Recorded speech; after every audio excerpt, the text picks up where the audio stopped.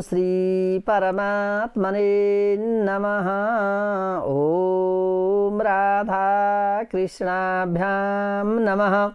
ओम मंगलमूर्तये नमः। मंगलम भगवान विष्णुर्मंगलम गरुडध्वज मंगलम पुंडरीकाक्षो मंगलायतनं हरि। तदेव लग्नं सुदिनं तदेव ताराबलं चन्द्रबलं तदेव विद्याबलं दैवबलं तदेव लक्ष्मीपते ते ह्रियुगं स्मरामि। लाभस्तेषां जयस्तेषां कुतस्तेषां पराजय एषामिन्दिवरश्यामो हृदयस्थो जनार्दनः।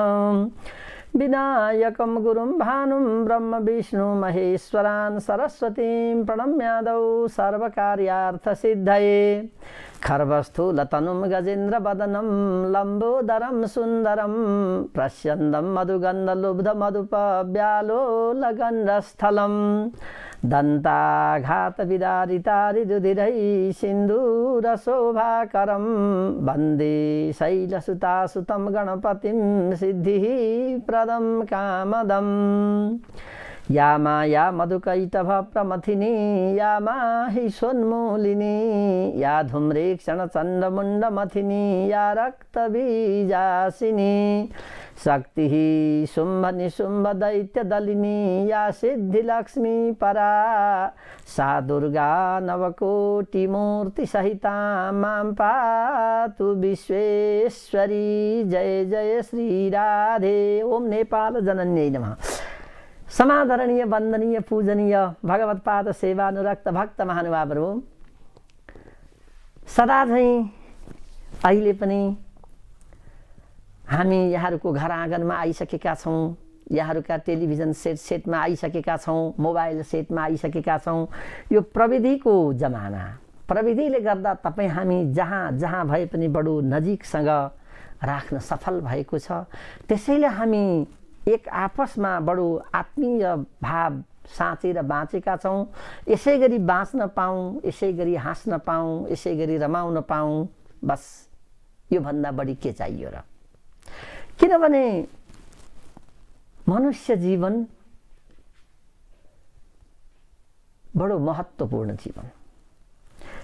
मनुष्य जीवन आफ्ना लागि त यसै महत्त्वपूर्ण छँदैछ, आफ्ना लागि त यसै महत्त्वपूर्ण छँदैछ। किनभने 84 लाख योनिको चक्कर लगाउने क्रममा सबभन्दा अन्तिम एउटा अवसरको रूपमा, एउटा अन्तिम मौकाको रूपमा मनुष्य जीवन हामीले पाएका छौँ। यसलाई पनि यदि हामीले बुझ्न सकेनौँ, यसलाई चाहिँ जान्न सकेनौँ र यसको मर्मलाई चाहिँ बुझ्ने कोसिस गर्न सकेनौँ भने फेरि हाम्रो चक्कर यसै गरी 84 लाखतिर जान्छ नै। त्यसैले आफ्ना लागि त यो यति महत्त्वपूर्ण छँदैछ। अर्को कुरा, सृष्टिको क्रममा पनि मनुष्य जीवन सबभन्दा महत्त्वपूर्ण, सबभन्दा सुन्दर र सबैभन्दा बिर्सिन नसक्नु जीवन हो मनुष्य जीवन। किनभने यो सारा संसारको महत्त्व बुझिदिने को छ त भन्दा मनुष्य नै छ। संसारमा भएका सबै कुराहरूलाई बुझेर त्यस अनुसार अगाडि बढेर यो संसारलाई अझ राम्रो बनाइदिने, यो विश्वलाई अझ सिँगार्ने र यसलाई अझ राम्रो बनाएर लाने जिम्मेवारी पनि मनुष्यलाई नै छ। त्यसैले सृष्टिका लागि पनि हेर्ने हो भने मनुष्य जीवन बडो महत्त्वपूर्ण मानिन्छ। अरू प्राणीले कहाँ हामीले जस्तो उन्नति र प्रगति गरेका छन् र? अरू प्राणीले कहाँ हामीले जस्तो सोच विचार गरेर अगाडि बढेका छन् र? अरू प्राणीहरू कहाँ हामी जस्तो उन्नति र प्रगतिका बाटाहरू खोज्दै खोज्दै अब यहाँबाट यसो गरे यसो हुन सक्ला, अब यस्तो हुन सक्ला भनेर उनीहरू अगाडि गएका छन् र? आज कुनै पनि अरू प्राणीले न टेलिभिजनको आविष्कार गरे, न टेलिफोनको आविष्कार गरे, न मोटर गाडीको आविष्कार गरे, न बिजुली बत्तीको आविष्कार गरे, केही पनि गरेनन्। तर यो मनुष्य ती पहिले सँगसँगै हुर्के बढेका खाइखेली गरेका जनावरभन्दा अलि बेग्लै हुँदै हुँदै हुँदै हुँदै ढुङ्गे युगबाट आएर वैज्ञानिक युगमा आइसकेको छ, 21औं शताब्दीमा आइसकेको छ। यो गणना पनि मान्छेले नै गरिरहेको छ, अरू प्राणीलाई यसको कुनै आवश्यकता पनि परेको छैन।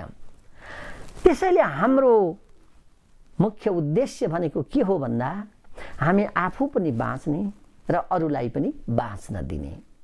त यही क्रममा अहिले हामी साँच्चै भन्ने हो भने यहाँले देखिराख्नु भएको छ, हामी कोरोना विशेषमै छौँ, कोरोना विशेषमै छौँ। हेरौँ हामी यो कोरोना विशेषमा कति दिन रहनुपर्ने हो थाहा छैन, यो भविष्यले नै बताउला। हामी सबैले प्रार्थना गरौँ, हे भगवान यस्ता महामारीबाट हामीले चाँडै छुटकारा पाऊँ। हामीले गरेका कुनै गल्ती भए त्यसलाई हजुरले क्षमा गरिदिनु पर्दछ भनेर हामीले घर घरबाट प्रार्थना गरौँ। भित्रैदेखि दिलैदेखि अत्यन्त श्रद्धा भक्तिका साथ भगवानको सेवा अर्चना गरौँ, वन्दना गरौँ। जो जहाँ छौँ, जुन धर्मावलम्बी छौँ, यो ऊ भन्ने कुरो छैन। चाहे हाम्रो धर्म संस्कृति रीतिरिवाज परम्परा संस्कार अनुसार जसले जहाँ जसलाई मान्ने गरेका छौँ त्यसैलाई हामी सम्झेर हे प्रभु म हजुरकै शरणमा छु है भनेर हामी प्रार्थना गरौँ र यस्ता महामारीबाट हामी बच्ने कोसिस गरौँ। किनभने ये यथा माम प्रपद्यन्ते तांस तथैव भजाम्यहम्, भगवानले गीतामा भन्नुभएको छ, भगवान श्री कृष्णले ये यथा माम प्रपद्यन्ते तांस तथैव भजाम्यहम्। कति राम्रो भनाइ छ, जसले मलाई जुन रूपले खोज्छ म त्यही रूपमा चाहिँ भजिन्छु, म त्यही रूपले उसँग पुगिदिन्छु। कति राम्रो कुरो। त्यसैले अहिले यो कोरोनाको यो महामारीमा साँच्चै भन्ने हो भने हामी बडो दुखित भइरहेका छौँ। यतिखेर हामीसँग रुन्चे हाँसो छ, हामी हाँसेका हौला, तर त्यो भित्र हाम्रो पीडा छ, त्यो भित्र हाम्रो दर्द छ। अहिले हामी समग्र नेपालीहरूको अवस्थालाई हेरौँ, देशभित्र बसेका र देश बाहिर बसेका अथवा देश बाहिरबाट नेपाल भित्र नआएकाहरू जो सीमामा बसिराख्नु भएको छ, ती सबैलाई एकचोटि हामी नतमस्तक भएर नमन गरौँ। तपाईहरू कति पीडामा हुनुहुन्छ होला। हो हामी त यहाँ बसेर केही न केही चिसो तातो अलिअलि खान पाइराखेका छौँ, छानामुनि बस्न पाएका छौँ, आफ्ना परिवारहरूसँग छौँ। तर तपाईहरू बिछोडिएर बस्नु भएको छ, आउँदा आउँदै भित्र नपाउनु भएको छैन। त्यति मात्रै होइन, यहाँहरूले हिजो नै देख्नुभयो एकजना भाइको त सीमा पारी उहाँ हुनुहुन्छ, वारी आमाको मृत्यु भयो, देहान्त भयो। सायद छोरो घरमा आउन पाएन भनेर मलाई लाग्छ 55-56 को उमेर मात्रै थियो आमाको। त्यो आमाको मनले छोरो आउन नपाउँदाको पीडालाई थाम्न नसकेर सायद उहाँलाई हार्ट एट्याक भयो, उहाँलाई त्यो मुटुमा आघात पर्यो। त्यसैले पो होला कि उहाँको प्राण पखेरु उड्यो। आज सीमा पारी त्यो भाइ बिचरा बस्नु भएको छ, उहाँले भित्र नपाउनु भएन। आफ्नी आमाको अन्तिम सास फेरेले जुन फेर्नुहुन्थ्यो त्यो हेर्न पाउनु भएन, आफ्नी आमाको अन्तिम अनुहार हेर्न पाउनु भएन।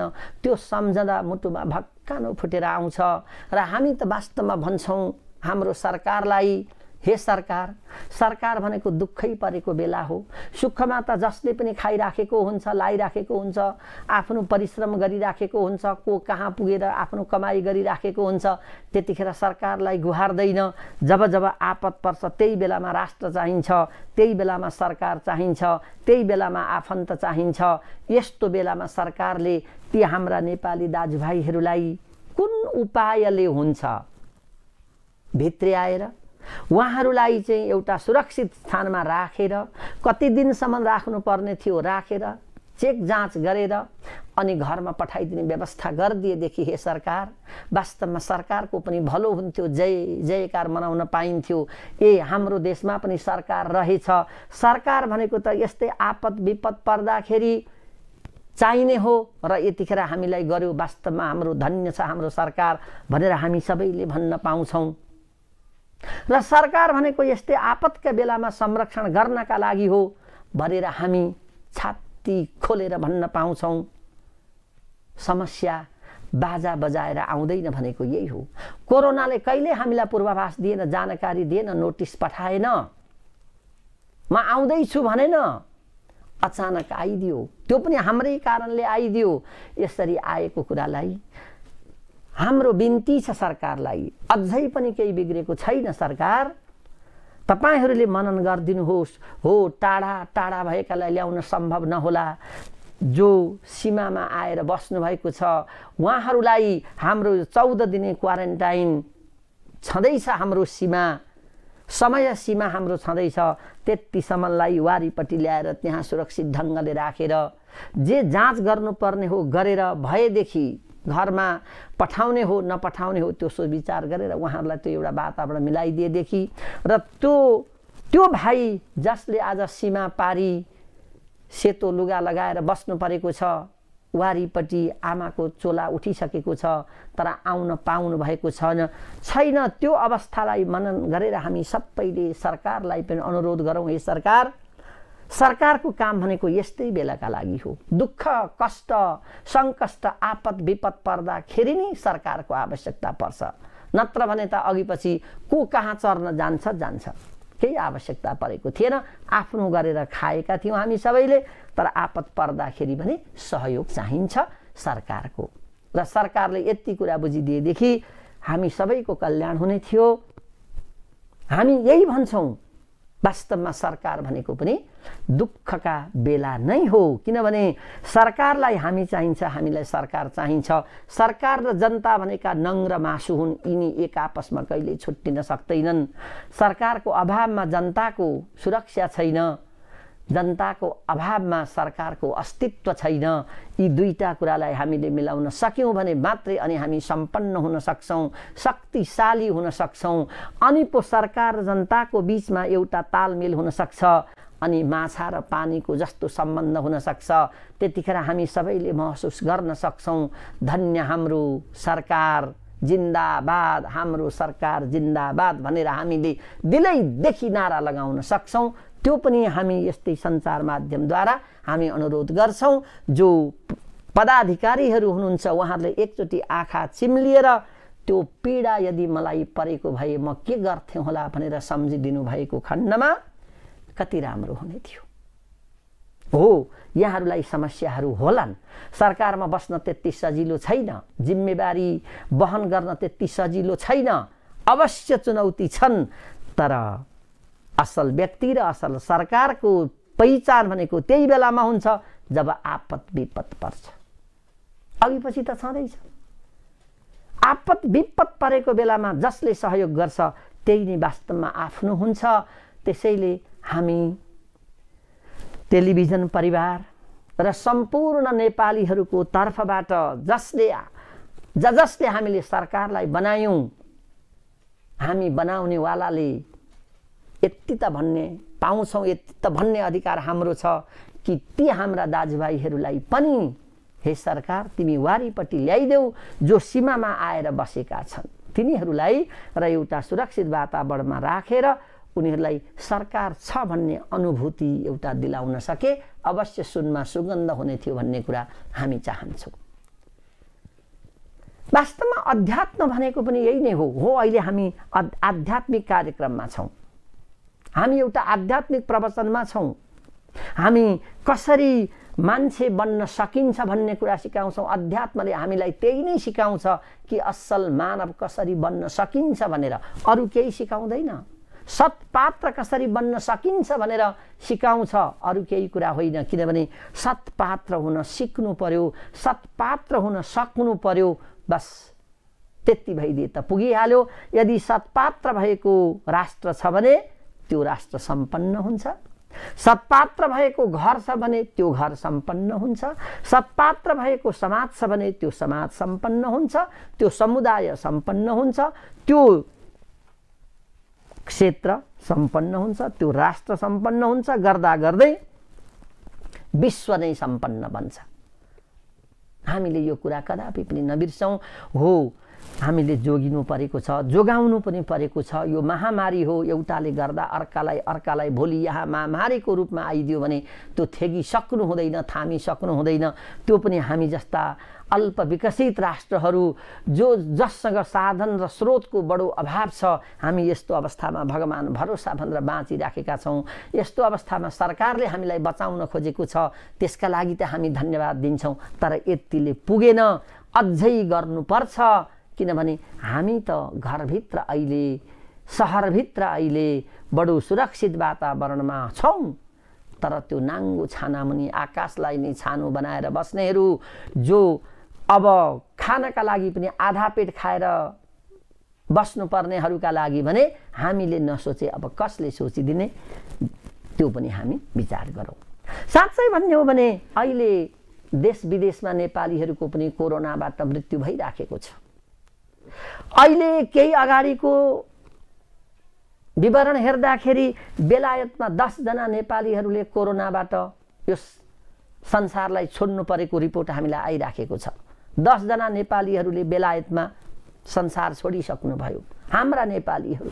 त्यति मात्रै होइन, न्युयोर्कको अमेरिकाको न्युयोर्क सहरमा 8 जना नेपालीहरूले त्यसै गरी हामीलाई छोडेर गइसक्नु भएको छ।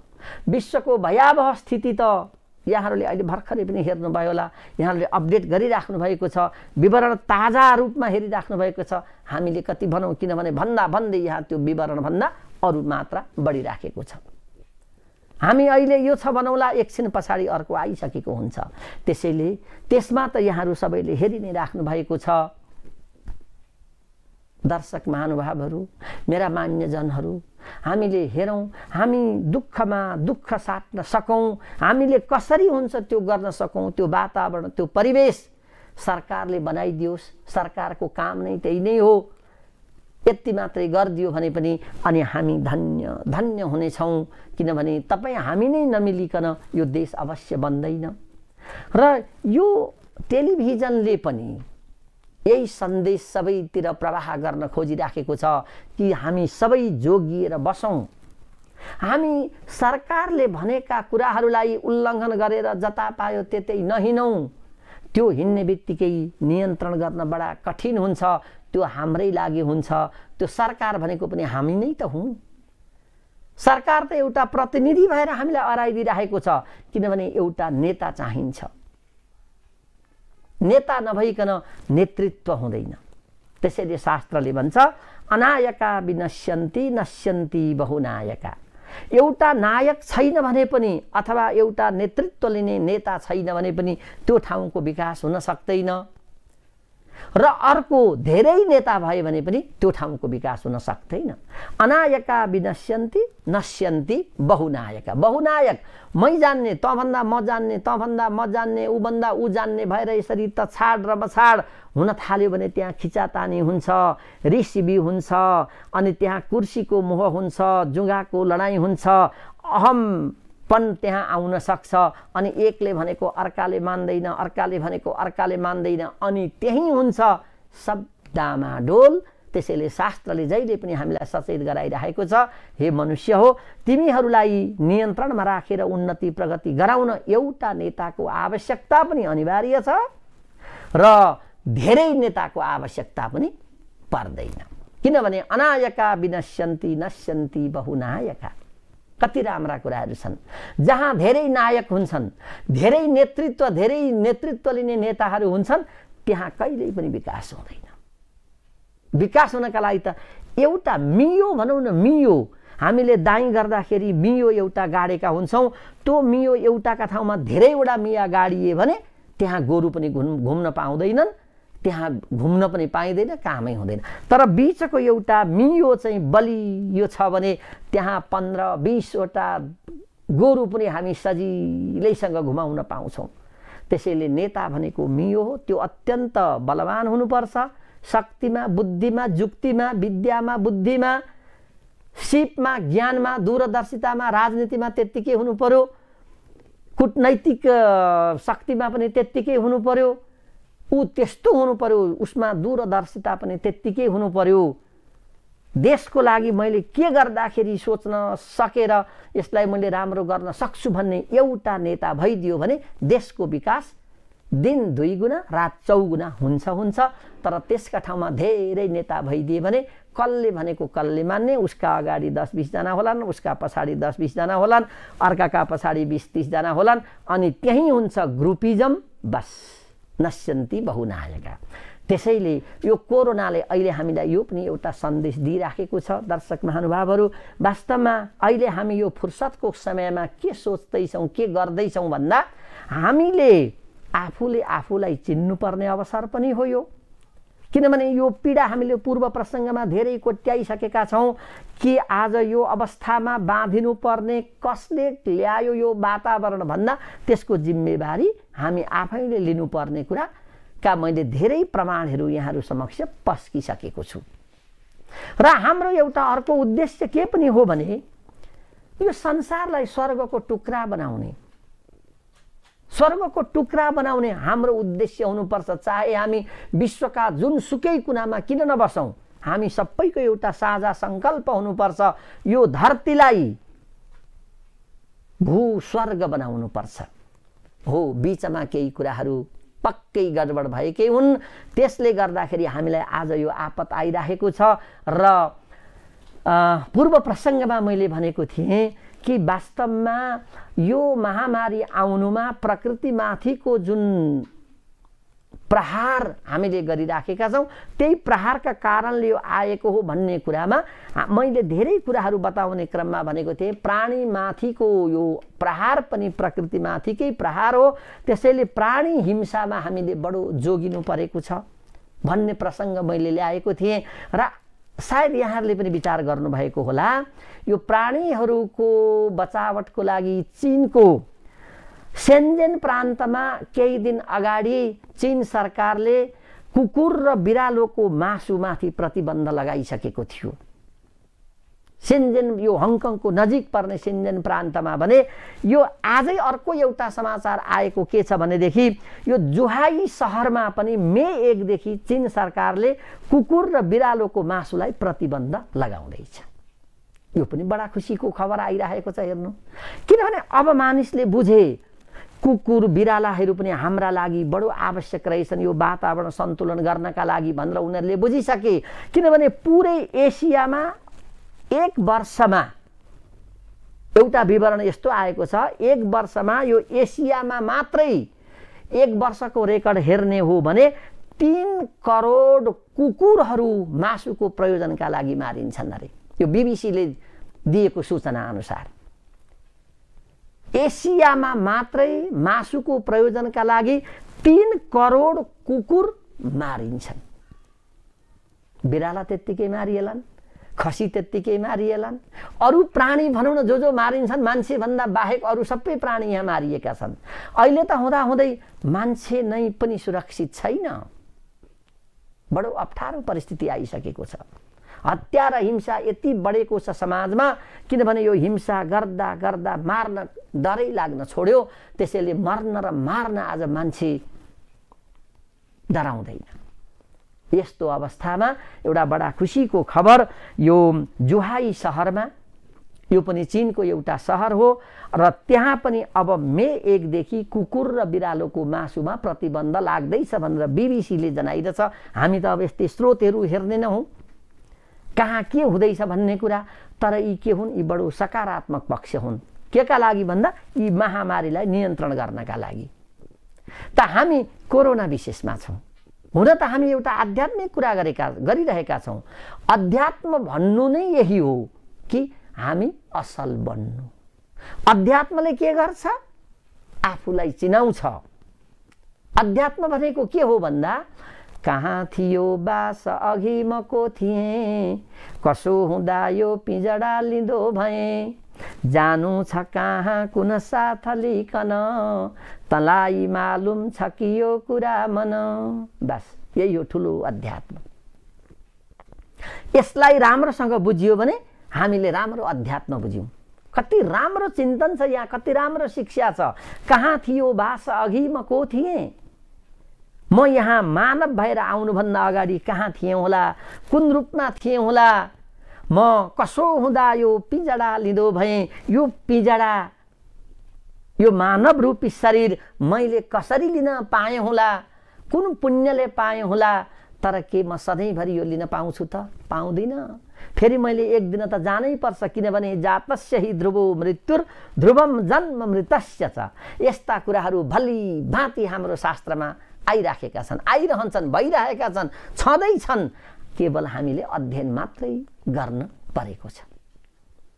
त्यसैले जानु छ कहाँ कुन साथ लिकन, हामीले फेरि जाने कहाँ होला र हामीले जाँदाखेरि साथमा के लान पाउँछौँ होला, तँलाई मालुम छ कि यो कुरा मन। ए मनुष्य, हे मनुष्य, तँलाई के यो कुरा ज्ञान छ? यो कुराको ज्ञान छ? यही हो। यो कुरा हामीले बुझ्न थाल्यौँ भने अनि हाम्रा यी वातावरणभित्र भएका सम्पूर्ण प्राणीहरूलाई आफ्नै पुत्र बराबर ठानेर हामी जब स्नेह, सद्भाव, माया, ममता बाँड्न थाल्छौँ, त्यस पछाडि यो वातावरण अत्यन्त स्वच्छ, सुन्दर, सफा हुन्छ। यस्ता महामारीले यहाँ हाम्रा अगाडि आएर यसरी राज्य साम्राज्य फैलाउन अवश्य सक्दैनन्। त यही कुरालाई नै हामीले वास्तवमा भन्छौँ ईश्वर प्राप्ति। ईश्वर प्राप्तिको कुरो के हो भने, ईश्वर प्राप्तिको अर्थ हो कल्याण र त्यो तत्त्वलाई बुझ्नु, त्यो बुझेपछि ज्ञान प्राप्त गर्नु। किनभने जुनसुकै कुराको लागि पनि एउटा तोकिएको हुन्छ, तेरो लक्ष्य यो हो, तेरो गन्तव्य यो हो, तैँले यहाँ पुग्नुपर्छ, यति पुगेपछि तेरो जीवनमा यसरी परिवर्तन आउँछ, तँ यसरी अगाडि बढ्छस् भनेर जहाँसुकै पनि तोकेको हुन्छ। अहिले हामी भनौँ न, जागिर खानका लागि एउटा शैक्षिक स्तर तोकिदिएको छ। यो पदलाई यति शैक्षिक योग्यता, यो पदलाई यो शैक्षिक योग्यता, यति अनुभव। त्यो भन्नुको अर्थ नै के हो भने तिमीले त्यहाँसम्मको ज्ञान प्राप्त गर अनि मात्रै तिमी योग्य हुन सक्छौ। त यो कोरोना विशेषमा एउटा भन्नुपर्दा हामी ईश्वरसँग पनि हामी जोडिन सक्छौँ र ईश्वरलाई पनि हामीले जोड्नुपर्छ। किनभने हाम्रा हरेक क्रियाकलाप ईश्वरसँग जोडिएनन् भने, ईश्वरसँग हाम्रो त्यो तालमेल हुन सकेन भने हामी बाटो बिराउँछौँ। त्यसैले हामीले यो कुरा हाम्रा हरेक कर्ममा जोड्नै पर्छ ईश्वरलाई। किनभने भगवानले के भनिदिनुहुन्छ भने, यत् करोसि यद् अस्नासि यद् जुहोसि ददासि यत् तपस्यसि कौन्तेय तत्कुरुष्व मदर्पणम। भगवान श्री कृष्णले अर्जुनलाई भन्नुहुन्छ, हे अर्जुन, वास्तवमा तिमीले जे गर्छौ, खान्छौ अथवा तिमीले जीवनमा जे जस्ता कुराहरू गर्छौ त्यो मलाई समर्पण गर। म हुँ, यो मैले गरेको हुँ, मेरा कारणले हो, मैले गर्दा यस्तो भयो भन्ने ठान्यौ भने तिमी त्यही नै चुक्छौ। यो तिम्रो दाल गल्नेवाला छैन, तिमीबाट त एउटा केही पनि हुनेवाला छैन। तिमीले त्यतिखेर मलाई सम्झिदियौ भने तिमीमा एउटा सच्चरित्रता आउँछ र तिमीले मलाई पाउन सक्छौ। कति सजिलो बाटो छ।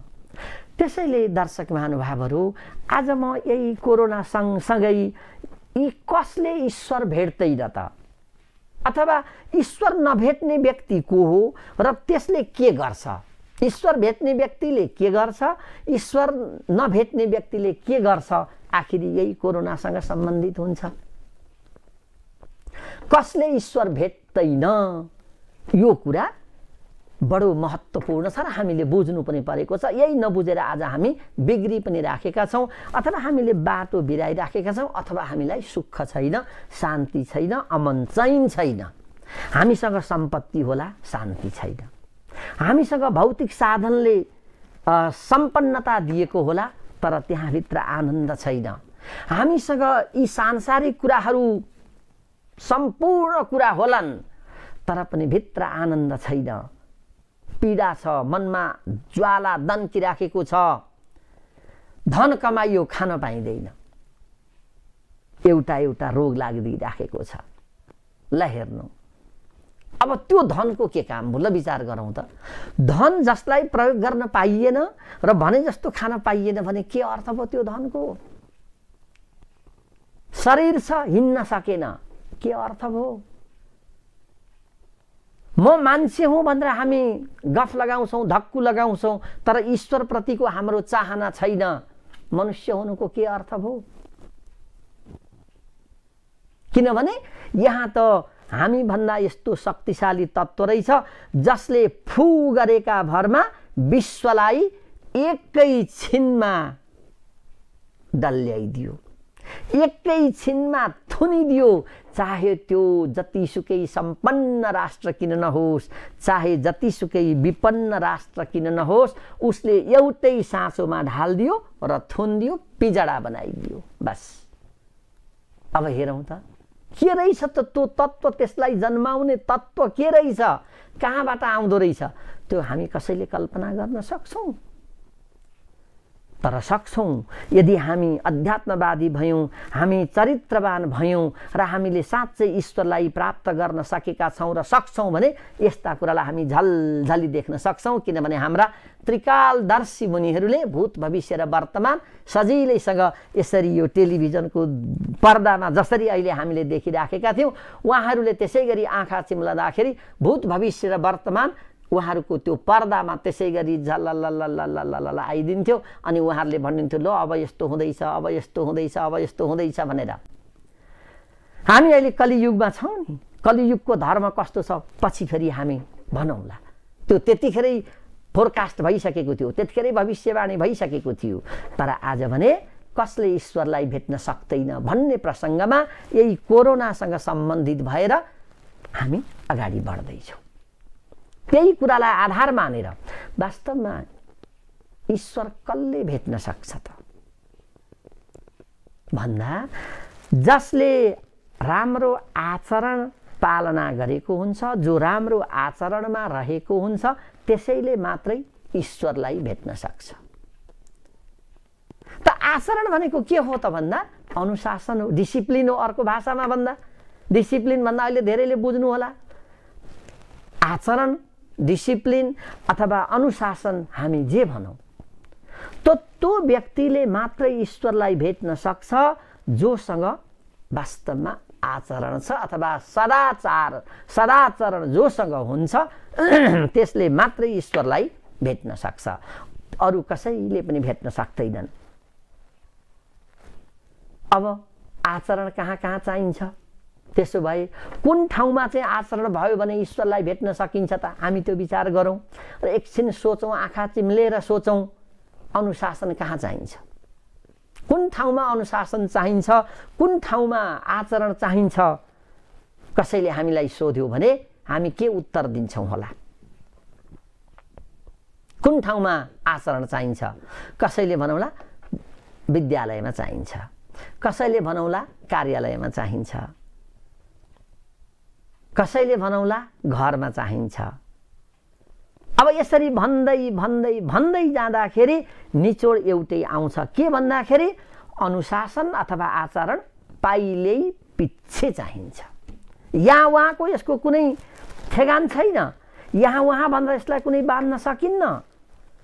आचरण या अनुशासन पाइलै पिच्छे चाहिन्छ। हरेक पाइलै पिच्छे चाहिन्छ।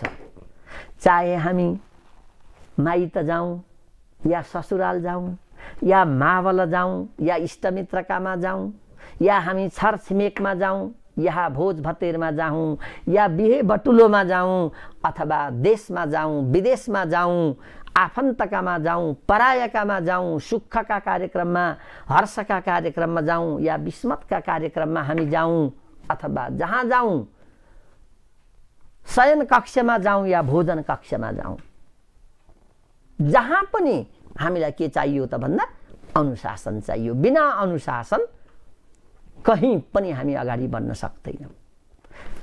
हस्पिटलमा हेरौँ न, तपाईँ आइसियु सिसियुमा जानु पर्यो भने त्यहाँ भित्र गइसकेपछि अर्कै ड्रेस लगाएर जानुपर्छ। त्यहाँ भित्र जाँदाखेरि अर्कै किसिमको वातावरण बनाएर जानुपर्छ। त्यो अनुशासन त हो। किनभने महत्त्वपूर्ण ठाउँमा जानु पर्दैछ नि त। त्यहाँ त सामान्य जनरल वार्डमा होइन, आइसियुमा सिसियुमा जाँदाखेरि त्यहाँ भएका जुत्ता चप्पलदेखि लिएर सारा कुरालाई हटाएर अर्कै ड्रेस लगाएर जानुपर्छ। भनेपछि चाहे विद्यालयमा होस्, चाहे विश्वविद्यालयमा होस्, चाहे हस्पिटलमा होस्, चाहे घरमा होस्, चाहे जहीँ कहीँ किन नहोस्, अर्थात् एउटै शब्दमा भन्दा हाम्रा पाइला जहाँ जहाँ जान्छन् त्यहाँ त्यहाँ आचरण चाहिन्छ। र त्यो ठाउँमा जसले आचरण त्यस ठाउँ अनुसारको पालना गर्छ त्यसले अवश्य पनि ईश्वरलाई भेट्न सक्छ। बाँकीहरूले भेट्न सक्दैनन्। किनभने आचरण नभएको मान्छेलाई कसैले पनि राम्रो मान्दैनन्। किन भन्दा त्यसले वातावरण बिगारिदिन्छ। वातावरण बिग्रिएपछिको परिणाम के हो? अहिलेको जस्तो महामारी हो।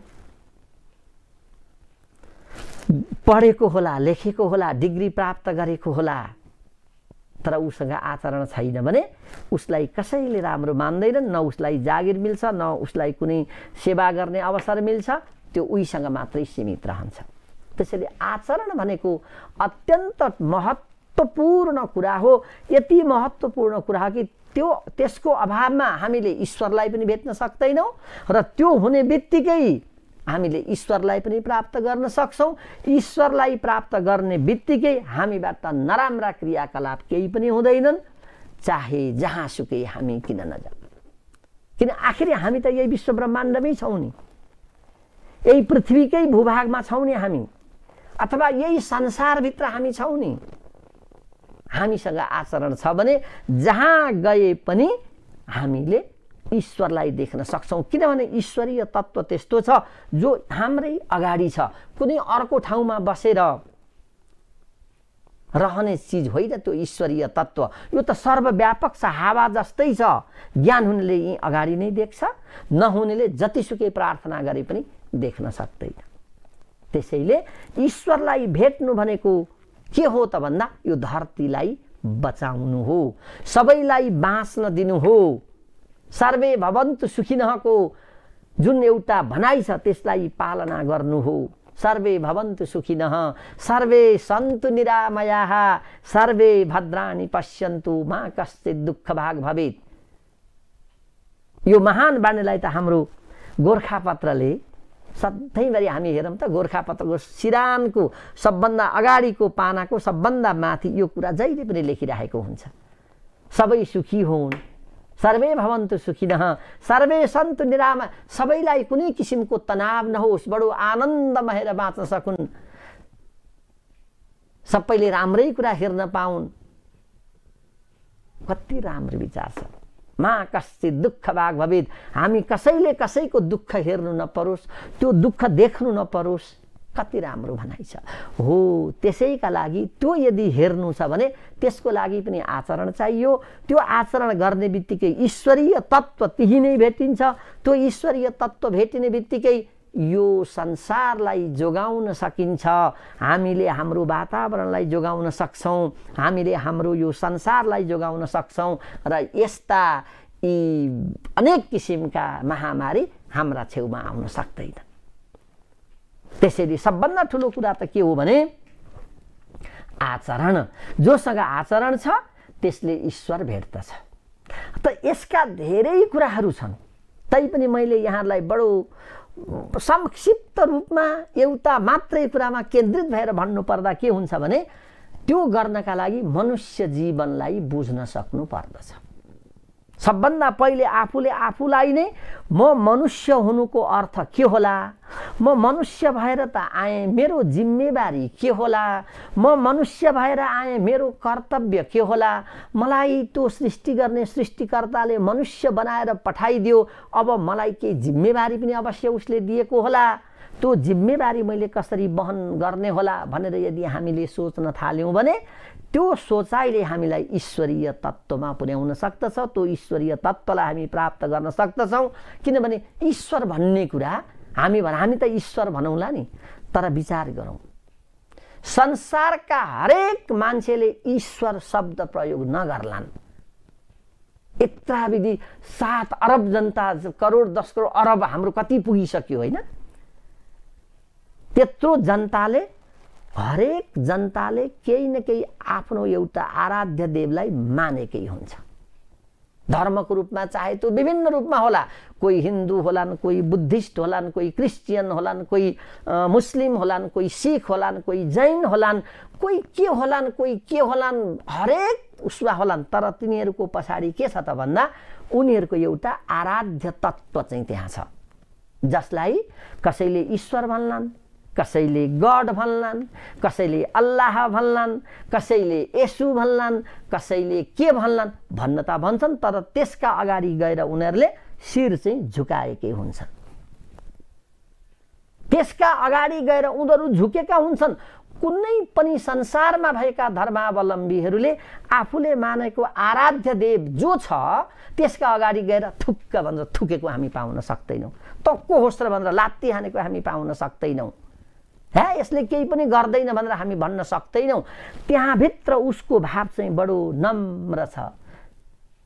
उसले त्यहाँ गएर केही न केही आँखा चिम्लिएर सोचिराखेको हुन्छ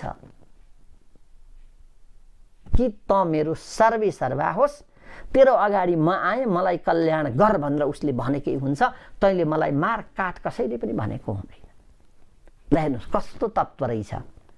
हामीले हाम्रै आराध्य तत्त्वसँग त्यो गरौँला। बुद्धिस्टहरूले बुद्धका अगाडि पुगेर गर्लान्, हाम्रो क्रिस्चियनहरूले येशूका अगाडि पुगेर गर्लान्, अथवा हाम्रा मुसलमान साथीभाइहरूले त्यसै गरी मोहम्मदको अगाडि गएर गर्लान्। गर्न त गर्छन्, हो त्यही हो। त्यो कस्तो छ त भन्दा सर्वव्यापी छ, हावा जस्तो छ र चाहे जुनसुकै धर्मावलम्बी किन नहोस् उसले आफ्नो आराध्य तत्त्वका अगाडि पुगेर आफूलाई झुकाएकै हुन्छ। त्यहाँ पुगेर ऊ नम्र भएकै हुन्छ।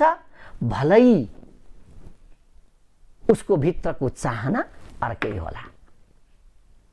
तपस्या त राक्षसहरू पनि गर्थे नि, हैन? देवताहरूले पनि गर्थे, राक्षसले पनि गर्थे। हजारौं वर्ष तपस्या गरेर हाड छाला मात्रै भएर राक्षसले तपस्या गर्दा भन्थे मलाई अब कसैले मार्न नसकुन्, तर म चाहिँ सबैलाई मार्न सकौँ भन्थे। देवताहरूले भन्थे हामी सबैको कल्याण गर्न सकौँ भन्थे। तर ती दुईटैका अगाडि त्यो तत्त्व चाहिँ उपस्थित भइदिन्थ्यो र जे मागे पनि तथास्तु भनिदिन्थ्यो। हेर्नु, किनभने उसले पक्षपात गर्न मिल्दैन। उसका लागि सबै प्राणी समान छन्। तर कल्याण र अकल्याण उसको कार्यले गर्दा जसले मार्ने त्यो भावना राख्छ उसले धेरै दुःख पाउँछ। किनभने टिट फर ट्याट, हैन? As you sow so you reap. जस्तो हामीले रोप्छौँ त्यस्तै हामीले पाउँछौँ। उसले त्यो भाव राख्ने बित्तिकै उसलाई दुःख हुन्छ, उसको मरण पनि दुःखद नै हुन्छ। तर जसले सबैको कल्याण चाहेका हुन्छन् उसको सुखद मरण हुन्छ। त्यस्तै कुरा यहाँ पनि के हो भने मनुष्य जीवनमा हामीले यदि कर्तव्य बिर्सियौँ, हामीले आचरण बिर्सियौँ भनेदेखि त्यो हामीले प्राप्त गर्न सक्दैनौँ। त यही कुरालाई चाहिँ हाम्रो शास्त्रले के भन्छ त भने हामी बिग्रने कुराहरू, हामी चुक्ने कुराहरूमा एउटा तत्त्व उसले बताइदिएको छ। धेरै तत्त्व छन्, त्यसमध्येको एउटा तत्त्व जो हाम्रो भागवतमा बताइएको छ, यावत् भियेत जठरम तावत् सत्त्वम हि देहिनाम अधिकम यो भिमन्येत सस्तेनो दण्डमर्हति। यस्तो व्यक्तिले ईश्वरलाई भेट्न पाउँदैन अरे। जसले यो भावना राख्छ त्यसले कहिल्यै पनि ईश्वरलाई भेट्न पाउँदैन अरे। यो सप्तम स्कन्धको 14औं अध्यायमा यो श्लोक उल्लेख छ। यावत् भ्रियेत जठरम तावत् सत्त्वम हि देहिनाम अधिकम यो भिमन्येत सस्तेनो दण्डमर्हति। यहाँ के भनिदिनुहुन्छ त भने यदि ईश्वरलाई प्राप्त गर्ने मान्छे हो भने यावत् भ्रियेत जठरम तावत् सत्त्वम हि देहिनाम। हरेक मनुष्यले के गरोस् भन्दा आफूलाई ठिक्क खान लाउने जतिले पुग्छ, खाना लाउनका लागि जतिले पुग्छ, आफ्नो पेट जतिले भरिन्छ त्यति मात्रै कमाओस्, त्योभन्दा बढी नकमाओस्। तावत् सत्त्वम हि देहिनाम, त्यतिमा मात्रै उसको अधिकार छ। यदि अब आफूलाई चाहिने भन्दा अरू थुपार्न थाल्यो, त्यो चाहिँ बढाउन थाल्यो भने अधिकम यो भिमन्येत सस्तेनो दण्डमर्हति। त्यो त सस्तेन, त्यो त चोरै हो, महाचोर हो। त्यो दण्डमर्हति, त्यसलाई दण्ड दिन योग्य छ। ल हेर्नु कति राम्रो कुरो आयो यसभित्र। अर्थात् जो स्वार्थी भएर मेरा लागि मात्रै हुनुपर्छ, मै मात्रै बाँच्नुपर्छ, मैले मात्रै खानुपर्छ, मैले मात्रै लाउनुपर्छ, अरूको यो संसारमा अस्तित्व छैन, चाहे जेसुकै होस् भनेर जो हिँड्छ र जसले आफूले मात्रै कमाउन खोज्छ त्यो भनेको महाचोर हो। सस्तेन, त्यो भनेको त स्तेन चोरै हो। त्यसलाई दण्डमा रहती, त्यो दण्डको योग्य भनेकै त्यही हो भनेर बाकाइदासँग बडो प्रष्टसँग उल्लेख गरिएको छ। अब यहाँभित्र हेरौँ कत्रो राजनीति पनि रहेको छ। अहिलेको भाषामा भन्दा योभन्दा ठुलो कम्युनिजम के होला, योभन्दा ठुलो साम्यवाद के होला, जुन कुरा भागवतमा लेखिसकिएको छ। अहिले हामी ठुल्ठुला समाजवादका साम्यवादका कुराहरू गर्छौँ, हामी त्यही नाराहरूलाई लिएर हिँड्छौँ, तर हाम्रै भागवतभित्र भएको यो कुरालाई हामी कतिलाई थाहा छैन। हामी नेता भनाउँदाहरूलाई पनि हामीले यो कुराको ज्ञान छैन होला। यति राम्रो कुरो यहाँ बताइदिएको छ भागवतभित्र, हामीले खै अध्ययन गर्न सकेका छौँ। त यो कुरो जान्न यदि हामीले बेलैमा पाएका थियौँ भने आज यो महामारी आउनेवाला थिएन। किनभने हामी आफू मात्रै बाँच्न खोज्दैनथ्यौँ, सबैलाई बाँच्ने अवसर दिन्थ्यौँ। सबैलाई बाँच्ने अवसर दिँदाखेरि यो महामारी आउनेवाला थिएन। ल हेर्नु कुरो कहाँबाट कहाँ जोडिन्छ। किनभने किन ईश्वरलाई भेट्दैन त उसले, यस्तो व्यक्तिले किन भेट्दैन त भन्दा यो भनेको कुकार्य हो। आफू मात्रै खाऊँ, आफू मात्रै बाँचौँ, आफू मात्रै रमाइलो गरौँ, मोज मस्ती गरौँ भन्ने भावना कुभावना हो। यस्तो कार्य कुकार्य हो। ईश्वरलाई भेट्न कुकार्यले, कुभावनाले, कुविचारले कहिल्यै पनि पाउन सकिन्न। उसलाई भेट्न त सद्व्यवहार चाहिन्छ, सद्विचार चाहिन्छ, सदाचार चाहिन्छ। कति प्रश्न छ। गहिरिएर हामीले हाम्रा यी भागवत आदि गरिएका शास्त्रहरूलाई यदि राम्ररी हेऱ्यौँ भने त हामीलाई यस्तो आनन्द आउँछ। यति मान्छेले गर्नुपर्ने कुरा त यो पो रहेछ भन्ने कुरा यति प्रष्टसँग हामी बुझ्न सक्छौँ कि हामीले हाम्रो बाटो आफैले सफा पार्दै लान्छौँ। हामी हिँड्ने बाटो पिच रोड कति मिटरको बनाउनु पर्ने हो, 12 मिटर, 15 मिटर, 18 मिटर, 21 मिटरको, त्यो नै आफै बनाउन सक्षम हुन्छौँ हामी। तर दुःखको कुरा अहिले हामीले हाम्रै बाटामा रोडा ढुङ्गा थुप्र्याइराखेका छौँ अनि हामी हिँड्न सक्दैनौँ। रोडा ढुङ्गा थुप्रिनु भनेको यस्तै महामारी थुप्रिनु हो। यो महामारीलाई हामीले थुपारेका हौँ, कसैले थुपारिदिएको होइन। त्यसैले शास्त्रले भन्छ, हेर तिम्रो कर्तव्य मलाई भेट्नु हो, मलाई प्राप्त गर्नु हो। मलाई प्राप्त गर्नुको अर्थ तिमीले सुख पाउनु हो।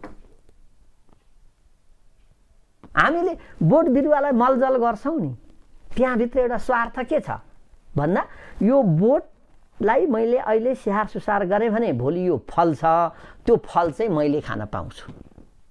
हामीले थोरै काम नपाएर त्यो चाहिँ बिरुवालाई मलजल गरेका हौँला र खेती हामीले लगाएका हौँला र अब मकै छर्ने बेला भइसकेको छ। सबैका जग्गा हुनेवालाहरूले फर्सी लहलह बनाइसक्नु भयो होला, करेला उम्रिसके होलान्, काँक्रा उम्रिसके होलान्, हैन, साग त्यत्तिकै लहलह भइसकेको होला। हामी त्यहाँ मरि मेटेर पसिना चुहाएर काम गर्छौँ। किन भन्दा आफूलाई सुख होस् भनेर हो। त्यसैले भगवानले भनिदिनुहुन्छ के भने तिमीले मलाई भेट भन्नुको अर्थ के हो भने आखिरमा तिम्रै कल्याणको लागि हो। मलाई त के छ र, मलाई त तिमीले चढाएको सामानले, तिमीले दिएको कुराले केही छुनेवाला छैन। तर तिम्रै त्याग र तपस्या के हो मैले त्यति मात्रै हेर्नु छ। के छ, संसारै उसैको छ। उसलाई यस्ता ब्रह्माण्ड कति छन्, उसका अनन्त कोटि ब्रह्माण्ड छन्। अहिले त वैज्ञानिकहरूले पनि भनिसके होइन पृथ्वी जस्तै अन्त पनि छ कि क्या हो, त्यहाँ पनि मान्छेको अस्तित्व छ। अहिले त खोजी नीति भइरहेको छ। हामी दङ्ग पर्थ्यौँ पहिले मान्छे भनेको त हामी मात्रै हौँ होला, हामी मात्रै जान्ने बुझ्ने हौँला, तर होइन रहेछ। अब वैज्ञानिक खोज अनुसन्धानले के भन्न थालिसक्यो भने होइन है, मान्छेको जस्तै अस्तित्व अन्त पनि छ क्या र, यस्तै ब्रह्माण्ड अरू पनि छ क्या र भनेर अहिले खोज्दैछ। तर हाम्रो शास्त्रले यस्ता ब्रह्माण्ड अनन्त कोटि ब्रह्माण्ड भनेर पहिले नै तोकिदिएको छ। अनन्त कोटि ब्रह्माण्ड नायक भनेर त भगवान् कृष्णलाई मानेकै छ। अनन्त कोटि यस्ता त कति हुन्, कति यति उति भनेर साध्यै छैन। हाम्रो खोज अनुसन्धानले चाहिँ बल्ल अर्को पनि छ कि भन्नेतिर मात्रै लागेका छौँ। हामीले खोज्नु त कति छ कति, हामी त एक छेउमा पनि पुगेका छैनौँ। एक छेउमा नपुग्दा त यत्रो उन्नति प्रगति हामीले देखेका छौँ। अहिले हामी एउटा कोठामा छौँ, यहाँहरूका घर घरमा हामी पुगिरहेका छौँ। यहाँहरू दङ्ग परेर हेरिराख्नु भएको छ, कति मिठो मानेर हेरिराख्नु भएको छ। कोही चिया खाँदै हुनुहोला, कोही खाजा खाँदै हुनुहोला, कोही पल्टिराख्नु भएको होला आनन्दसँग, तर हेर्न त हेर्नु भएको छ। यो वैज्ञानिक चमत्कार यही न हो त। यस्तो छेउमा पुग्दा त यतिको भएको छ भने यसले अलि गति दिँदाखेरि कस्तो होला, हामी आफै कल्पना गरौँ। त्यसैले शास्त्रले भन्छ यावद् भ्रियेत जठरम तावत् स्वत्वम हि देहिनाम अधिकम यो भिमन्येत सस्तेनो दण्ड मरति। जसले आफूलाई चाहिने भन्दा बढी सम्पत्ति थुपार्न खोज्छ त्यो महाचोर हो। कत्रो साम्यवाद पनि यहाँ आयो, कत्रो समाजवाद पनि यहाँ आयो। ल विचार गर, साम्यवाद र समाजवाद खोज्न हामीले उत्तर दक्षिण जानु पर्दैन। हाम्रै घर आँगनमा छ, हाम्रै शास्त्रहरूमा छन्, हाम्रै कोठामा छन्, तर हामीले त्यसलाई बुझ्न सकेनौँ। उत्तर दक्षिण गएर समाजवाद र साम्यवाद आउनेवाला छैन। यदि हामी भित्र भएका कुराहरूलाई मनन गर्न सक्यौँ र त्यसलाई पालना गर्न सक्यौँ, पालना गर्न हामीले लगाउन सफल भयौँ भने यही छ समाजवाद, यही छ साम्यवाद। यो भन्नु नै के हो त भन्दा ईश्वर प्राप्तिको कुरा हो। सबैको कल्याणको कुरा आयो नि यहाँ त। त्यसैले अब ईश्वरलाई यदि हामीले भेट्न सक्दैनौँ भने, यदि हामीले भेट्न सक्दैनौँ भने हामीले जन्म लिएको पनि सार्थकता छैन, हाम्रो जन्म पनि सार्थक हुँदैन। हामीले यत्रो दुःख गर्छौँ, हामीले केही प्राप्त गर्न सक्दैनौँ। त्यसैले विचार गरौँ, यदि जे पायो त्यही काम गरेर ईश्वर प्राप्ति हुने हो भने, शान्ति हुने हो भने, कल्याण हुने हो भने त के रह्यो र? त्यसैले यो आफूलाई चाहिने भन्दा बढी कमाउनु अन्याय हो। किनभने त्यसले अर्काको गाँस मोस्यो, अर्काको गाँस त्यसले तान्यो, उता भोकै रह्यो नि। त यसरी अर्कालाई पीडा दिनु भनेको के हो त भन्दा अन्याय हो। अन्यायीले कहिल्यै पनि ईश्वरलाई भेट्न सक्दैन, अन्यायीले कहिल्यै पनि ईश्वरलाई भेट्न सक्दैन। यसरी आफूलाई चाहिने भन्दा बढी सम्पत्ति कसैले ल्याउन खोज्छ, कमाउन खोज्छ, थुपार्न खोज्छ भने त्यसलाई भनिन्छ भ्रष्टाचार। आफूलाई चाहिने भन्दा बढी सम्पत्ति कसैले थुपार्छ भने त्यो हो भ्रष्टाचार। त्यो भ्रष्टाचारीले ईश्वरलाई भेट्न सक्दैन, चाहे जतिसुकै पूजा लगाओस्, चाहे धनका आडमा उसले जतिसुकै ठुल्ठुला कर्म गरे, आहा मैले त थुप्रो यज्ञ गरेँ भनोस्, तर त्यसको लागि ईश्वर उपलब्ध हुनुहुन्न। किनभने उसको भित्र भाव कलुषित छ। किन अर्कालाई मारेर ल्याएको सम्पत्तिले ईश्वरलाई भेटेँ, ईश्वरलाई म खुसी पार्छु भनेर होला? ईश्वरले त मूल्याङ्कन गरिराख्नु भएको छ। तैँले अर्कालाई रुवाएर, अर्कालाई पीडा दिएर, अर्कालाई चोट पुर्याएर सम्पत्ति ल्याएर यो कर्म गरिस्, तैँले मलाई भेट्दैनस् भनिदिइहाल्नुहुन्छ भगवानले। बिचरा ऊ त गर्ला, देखाउला, मैले यति गरेँ भन्ला। अन्यायद्वारा आर्जित गरिएको सम्पत्तिद्वारा गरिएको कर्मले ईश्वरलाई भेट्न सकिन्न। परिश्रमद्वारा पसिना बगाएर, पसिना चुहाएर, अरूलाई नरुवाइकन, न अर्काको सम्पत्तिमा आँखा लगाओस्, न अर्कालाई पीडा दियोस्, अर्काको खोजी नीति नगरोस्, अर्काको उन्नतिमा नजलोस्, त्यस्तो व्यक्तिले गरेको कर्मले उहाँ अवश्य भेटिनुहुन्छ। तर जो अर्काको सम्पत्ति देखेर जलाउँछ, अर्कालाई कसरी मासौँ र सिद्ध्याउँ भन्ने भाव राख्छ, त्यस्ताले चाहे जे कर्म गरे पनि भेट्न सक्दैन ईश्वरलाई। ईश्वर उसका लागि उपलब्ध हुनुहुन्न। किनभने त्यो कार्य भनेको दुराचार हो। त्यस्तो कार्यलाई भनिन्छ दुराचार। दुराचारीले ईश्वरलाई भेट्न सक्दैन, त्यो दुराचारी हो। अझ भन्ने हो भने त्यो व्यभिचार हो। त्यसरी अधिकम यो भिमन्येत, जसले आफूलाई चाहिने भन्दा बढी जम्मा गर्न खोज्छ, यति मात्रै आज हामी केन्द्रित भएर यसैमा रहेका छौँ। र यो सम्बन्ध हाम्रो हरेक कुरासँग सम्बन्धित भएर रहेको छ। अधिकम यो भिमन्येत सस्तेनो दण्ड मर्हति, शास्त्रले ठोक्कुवा गरेर भनिदियो। त्यसलाई त दण्ड दिनै पर्छ, दिनै पर्छ, दिनै पर्छ। त्यसलाई छोड्नु हुँदैन, किनभने यसले धेरै अरूलाई मार्यो, अरूको पेट मोस्यो, अर्काको गाँस खोस्यो भने यो पनि मान्छे हो। यो त दण्ड दिन योग्य पशु हो, पशु। कति राम्रा कुरा छन्। के हामीले बनाएर भनेका हौं र यी कुरा? यी त हाम्रा शास्त्रले हामीलाई सिकाएका हाम्रा आचरणका कुरा, सदाचारका कुरा हुन्। यी कुराले हामीलाई हाम्रो समाज निर्माण गर्नमा, हाम्रो व्यक्तिगतदेखि लिएर राष्ट्रिय कार्यमा समेत ठुलो सहयोग पुर्याउँछन् र जसले गर्दा हामी सँगै बाँच्न पाउँछौँ, सँगै हामी हाँस्न पाउँछौँ, सँगै हामी खान पाउँछौँ, डुल्न पाउँछौँ, एकले अर्काको रिस राग नगरिकन। अनि यो जीवनलाई हामी एक दिन फेरि उसैको काखमा विलय गर्न पाउँछौँ। त जसले यो आफूलाई चाहिने भन्दा बढी थुपार्छ त्यसलाई भनिन्छ कुकार्य। यसलाई भनिन्छ कुकार्य। यो कुकार्य गर्ने मान्छेलाई, कुकृत्य गर्ने मान्छेसँग भगवान कहिल्यै पनि खुसी हुनुहुन्न। भगवान बेखुसी हुनु के लट्ठी लिएर आउनुहुन्छ? भगवान बेखुसी हुँदाखेरि आउनुहुन्न। भगवान बेखुसी हुनु भनेको यस्तै महामारी पठाइदिनु हो। लखा तेरो आचरण यस्तै थियो, अब तैँले जे खोजेको थिइस् मैले पठाइदिनुहुन्छ। अनि महामारी, उल्कापात के हुने हो, हरेक किसिमका दुःख, दर्द, पीडा अनि हामीले भली भाँति भोग्नु पर्ने हुन्छ। त्योभन्दा अरू त केही छँदै छैन। त हामीले गहिरिएर विचार गर्नु पर्यो, किनभने यावत भ्रियेत जठरम तावत सत्वम हि देहिनाम अधिकम यो भिमन्येत सस्तेनो दण्ड मर्हति। त्यसलाई किन दण्ड दिनु त भन्दा त्यसले भगवानले भनेको कुरा अथवा प्रकृति अथवा ईश्वर त्यसको विपरीतको कार्य हो। यसले के गर्छ? वातावरणमा असन्तुलन ल्याइदिन्छ।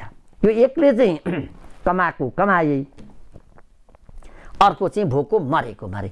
यसले वातावरणमा असन्तुलन ल्याउँछ। यो असन्तुलन ल्याउनु भनेकै के हो त भन्दा दुःख पाउनु हो।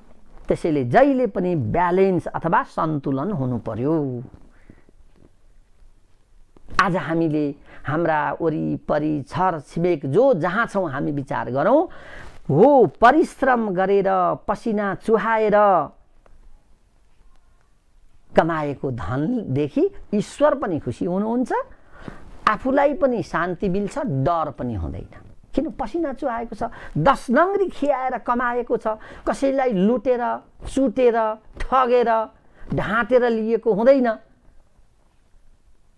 त्यसो हुँदाखेरि कसैले भन्ने ठाउँ पनि छैन। हामीले कहीँ कसैलाई पनि कुनै पनि बहानामा नठगिकन अगाडि बढेका छौँ भने त्यतिखेर हामीलाई बडो आनन्द आउँछ। केही किसिमको हामीलाई दुःख नै हुँदैन। हामीले पूर्व प्रसङ्गमा भनेका थियौँ नि, 3 किसिमका दुःख, आदि दैविक, आदि भौतिक र आध्यात्मिक। यी 3 किसिमका कुनै पनि दुःखले हामीलाई छुँदैन, किनभने त्यसको पछाडि भगवान सहायक सिद्ध बनेर रहनु भएको छ। तर यस्ता कुराको अध्ययन, मनन, चिन्तन, छलफल, वाद विवाद आज हाम्रा अगाडि, हाम्रा समाजमा, हामी बीचमा बडो कम मात्रै हुन्छन्। किनभने सत्सङ्ग त हुँदैन। अहिले त के भइरहेको छ भने धेरैजना मान्छेहरू, पढे लेखेका मान्छेहरू जम्मा भयौँ भने यस्ता कुरा गर्नुको सट्टा बस के खेल्ने हो, म्यारिज खेल्ने हो कि ब्रिज खेल्ने हो कि अथवा अरू खेल्ने हो कि, हामी त त्यतातिर पो लागिसकेका छौँ। ल हेर्नु, अनि त्यसले गर्दाखेरि चिन्तन मनन अर्कातिर गयो, काम अर्कातिर गयो, दुःख जति सबै आउन थाले अनि हामी बिग्रन थाल्यौँ। हेरौँ त यहाँ के रहेछ, हाम्रो कर्तव्य के रहेछ, कसरी हामीले यो संसारलाई सुखी बनाउन सक्छौँ भनेर हामी सबैले नसोच्ने हो भने के एउटाले सोचेर हुन्छ?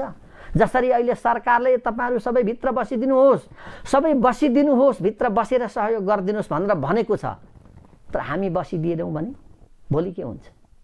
अथवा एकछिनमा के हुन्छ? सारा संक्रमण भएर हामी आफै स्वाहा हुन्छौँ। त्यो त हामी आफैले गर्नु पर्यो नि। बताइदिएपछि यो त मेरै लागि रहेछ बाबा, मैले यो मेरा लागि रहेछ, मैले गर्नुपर्छ भनेर यदि सबै हामीले सोचिदियौँ भने यहाँ असम्भव कुरा के छ र? त्यसैले हामी घर घरका हरेक व्यक्तिले जो जान्ने भएका छौँ, बुझ्ने भएका छौँ, ती सबैले ओहो मेरा कारणले अरूलाई आघात नपरोस्, मेरो बोलीले, मेरो कामले, मेरो भावले, मेरो कुनै पनि कार्यले, मन वचन कर्म, कुनै पनि कुराले अर्कामाथि आघात नपरोस् भनेर हामी सबैले घर घरबाट सोचिदियौँ, सबैले मनबाट सोचिदियौँ भने त्यतिखेर यो हाम्रो धरती अवश्य पनि भू स्वर्ग बन्छ, पृथ्वीको टुक्रा बन्छ। त्यसैले परिश्रम चाहियो, मेहनत गर्नु पर्यो, अर्काको रिस गर्नु भएन, डाहा गर्नु भएन, अर्काको सम्पत्तिमा लोभ गर्नु भएन, अर्कालाई कसरी मारौँ र सकौँ भन्नु भएन, आफ्नो चाहिँ केही पनि नहोस् अर्काको चाहिँ सबै लिन पाऊँ भन्नु भएन, न्याय अन्याय यो हो भन्ने कुरा विचार गरेर आनन्दपूर्वक सबैको भलाइ होस्, सबैको कल्याण होस् भन्ने भावना राख्ने बित्तिकै संसार के हुन्छ? भू स्वर्ग हुन्छ, स्वर्गको टुक्रा बन्छ। हामी स्वर्गमा बस्ने, त्यो भू स्वर्गमा बस्ने हामी देवता बन्न सक्छौँ, जहाँ कुनै किसिमको नराम्रो कुरा, महामारी हामीले भोग्नु पर्दैन। त यो हजुर हाम्रै हातमा छ।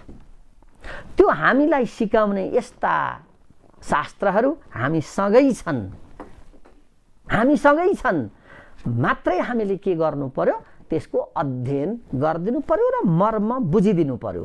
र यो बुझिदिने बित्तिकै आज जसरी जुहाई प्रान्त र सिन्जेन प्रान्तमा कुकुर र बिरालोको मासुमाथि प्रतिबन्ध लाग्यो, भोलि यसै गरी प्रतिबन्ध लाग्दै संसारभरि यो हिंसामाथि प्रतिबन्ध लागिदियो भने हाम्रो वातावरण स्वच्छ हुन्छ।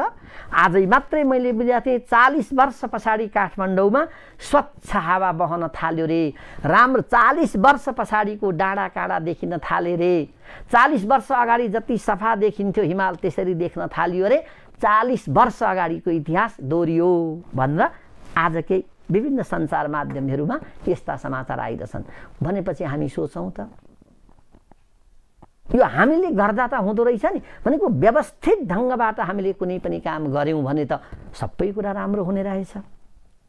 खै हामीले बुझ्न सकेका छौँ। यहाँहरूले सबैले पढ्नु भएको होला, काठमाडौँमा 40 वर्ष अगाडिको जस्तो स्वच्छ हावा बहन थाल्यो, बिहान उठ्दा आँखा पोल्न पनि छोडे, बिहान उठ्दा नाक सुक्न पनि छोड्यो, घाँटी दुख्न पनि छोड्यो। भनेपछि त कोरोनालाई त धन्यवाद पो दिने हो कि के हो पनि? बडा विचित्र पो भयो त। त्यसले त हामीलाई पाठ सिकाउँदै रहेछ नि। हो, कोरोनाले पाठ सिकाएकै हो, मान्छे त बिग्रिस, त बिग्रिएको परिणाम म आएँ, म आउनु हुँदैन यहाँ तेरो अगाडि, तर के गर्नु, बाध्य भएँ म आउन। म त नआउ भन्छु तर त ढाकिरहन्छस्। उसैले हामीलाई गिज्याइराखेको छ। हामीले काम बिगारी उसलाई स्वागत गऱ्यौँ, घर घरमा बोलायौँ, ऊ आइदियो अनि त्रस्त भयो। अनि पिजडामा थुनिएको चरा जस्तो भएर अहिले हामीले बस्नु पर्दा को पीडा हामीले जुन भोगिराखेका छौँ त्यो वर्णन गर्न साध्य छैन। दर्शक महानुभावहरू, यस्तै हो, समयले डाँडो काटिहाल्छ, समयले कहाँ पर्खिँदो रहेछ र अब आजको समयले पनि हामीलाई अब नमस्ते गरौँ है भन्दैछ। अर्थात् मैले बिट मार्ने बेला आइसकेको छ। फेरि भोलि यसै गरी यही समयमा यहाँहरू समक्ष उपस्थित भएर यस्तै जानी नजानी कनीकुती जे होला जान्न त कसले पो जानेको छ र। अनन्त पारम किल शब्दशास्त्र भनिएकै छ। तर पनि जे होस् केही जानेका यी कुराहरूलाई यहाँहरू समक्ष अवस्था प्रस्तुत गर्ने नै छु। मेरा भनाइले कसैलाई चोट नपुगोस्, मैले भरिसक्के चोट नपुगोस् भन्ने नै ठानेको छु। तर यथार्थ कुरा भन्न लुकाइयो भने त्यसले फेरि राम्रो परिणाम दिँदैन। त्यसैले मैले केही यथार्थहरूलाई, केही तथ्यहरूलाई मैले भनिदिनै पर्छ। ती भनेका हामीले गरेका नराम्रा काम के हुन् तिनलाई मैले उजागर गरिदिनै पर्छ जानेसम्म, यसबाट कसैलाई पनि चोट नपुगोस्। ठिक छ, यहाँहरूले मलाई जति गाली गर्नु भए पनि हुन्छ, तर कुकार्यतिर चाहिँ हामी कोही नलागिदिउँ भन्दै आजलाई भने यहाँहरूबाट बिदा लिन चाहन्छु। सबैको कल्याण होस्। सर्वे भवन्तु सुखिनः, सर्वे सन्तु निरामया, सर्वे भद्राणि पश्यन्तु, मा कश्चित् दुःखभाग् भवेत्। जय जय श्री राधे श्याम।